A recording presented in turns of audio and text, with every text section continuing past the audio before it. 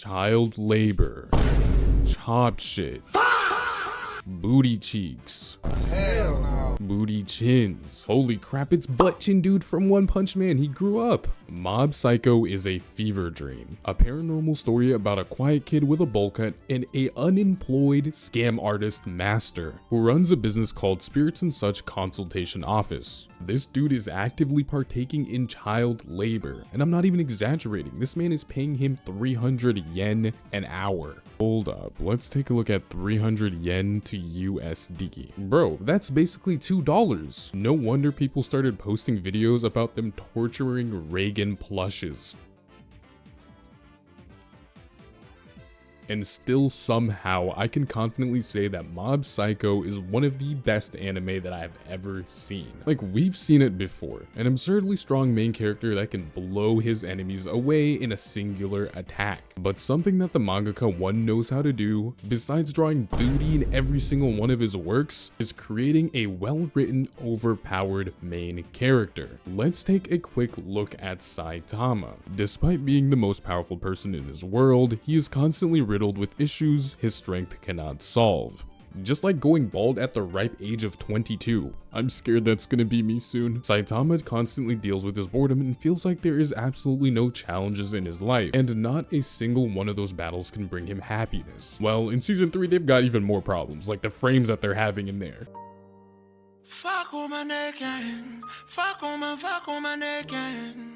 On the other hand, what more problems could a child labor victim getting paid literal crumbs have? Well, the problem is counting. Well, not literal counting, but the problem here is that he is not in tune with his emotions. His psychic ability, although super cool, has hurt people due to his emotional outbursts. Mob is a literal melting pot. The more his emotions get out of control, the more likely it is that he's going to blow. And that's when this happened. Yo, Unc, I heard that you're a psychic. Oh, brother, it's a little dude. Damn, what's with that cut though? Unc, I'm a psychic, and since it looks like you have similar powers, I wanted to get some help. Whoa, whoa, whoa. First off, I'm not Unc, and I know you're capping, but let me sit my oh crap, little dude, watch out! Oh damn, you really are a psychic kid?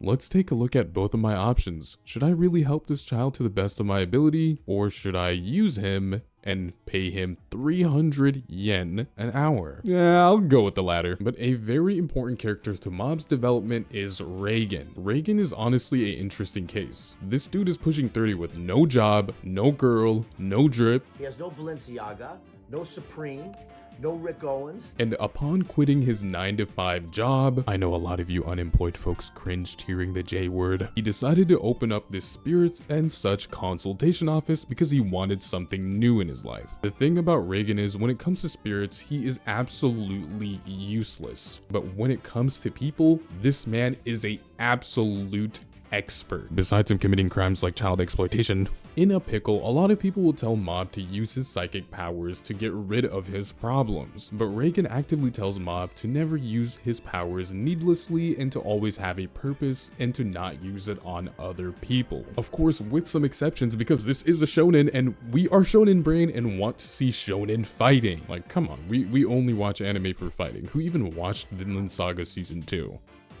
One of the biggest shows of Reigen's prowess is when he was able to flip an entire organization. Mind you, in a singular day. A while later, Reigen arrived at the location in which Mob and his friends were trying to save his brother. That's when he gets confronted by a group of enemies, and nonchalantly confronts them and asks what they are doing. And despite being severely outnumbered, he maintains his calm assertiveness. And luckily, when they ask what he's doing, he says that he is here for his subordinates. And that in turn leads these morons to believe that the actual leaders of this division are his subordinates. And just like that, he took over that entire group. As he was making his way down, Reigen met the kids. They explained to him that they were kidnapped and that they needed his help. And Reigen, without any hesitation, starts nagging at all of them, prompting the animation to just deplete on them. We then cut to Mob trying to figure out a way to get out of there. and Reigen popped in. And just like that, he tells everybody working there that they are doing something terrible and they listen to him obediently. But this is where Reigen's luck ran out. He was confronted by this season's big bad. And that's when they finally found out that he wasn't the actual leader and that he was a fraud. But even then, these simple words from Reigen were able to change everything. All of you, go and hide somewhere. If you want to make it big and do something with your lives, then you can't die here. This is your chance to free yourselves from this shady organization. So hurry! Leave this to me and my student and go! You're such a kind man.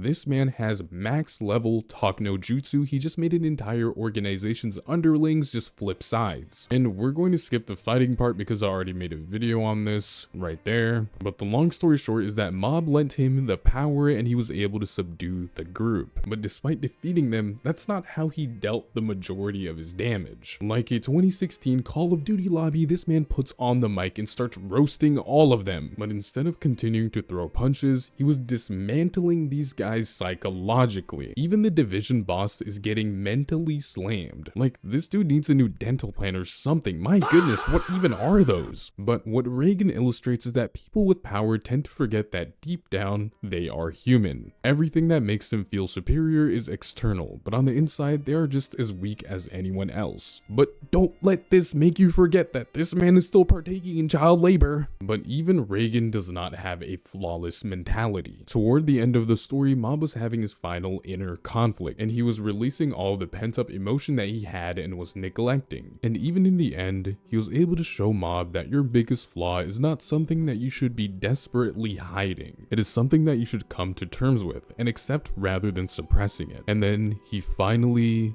after so long, admitted it. Mom, I